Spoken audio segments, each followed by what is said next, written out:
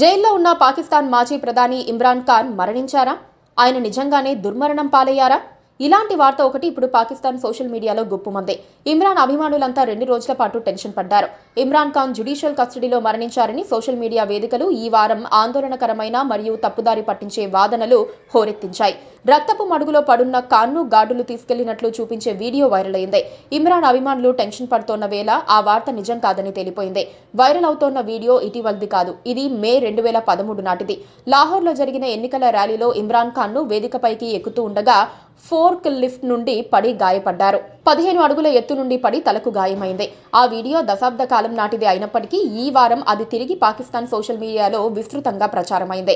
కొందరైతే Pak army chief Asim Munir Khan ఆయన్ను దగ్గరుండి చంపించారని కూడా ప్రచారం చేశారు. అయితే చివరకు ఇదంతా ఉత్తుత్తిదే అని తేలింది.